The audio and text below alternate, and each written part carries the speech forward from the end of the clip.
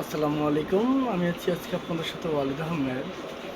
আজকে কথা বলবো আমাদের সবার প্রিয় ডাব নিয়ে। গরমকালে ডাবের চাহিদা অনেক পরিমাণ বেড়ে যায়।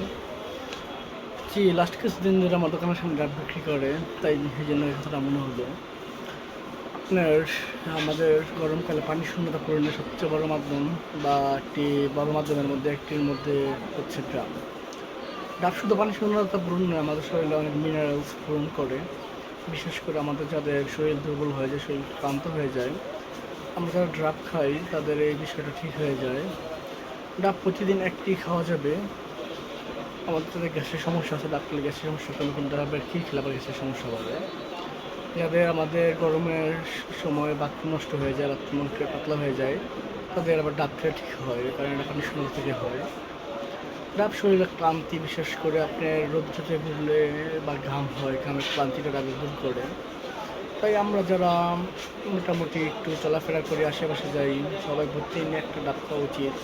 বিশেষ করে গরমকালে প্রতিদিন না, মাঝে মাঝে খাওয়া উচিত, কারণ প্রতিদিন খেলে বেশি হয়ে যায়। মাঝে মাঝে সপ্তাহে একটু একটা দুইটা খাওয়া উচিত। ডাব খাবেন, ডাবে খুব ভালো ভালো জিনিস আছে। বিশেষ করে পারলে বাজারে ক্ষীর ছাড়া ডাবটা খাবেন, কারণ ক্ষীরে আবার একটু গ্যাসের সমস্যাটা হয়।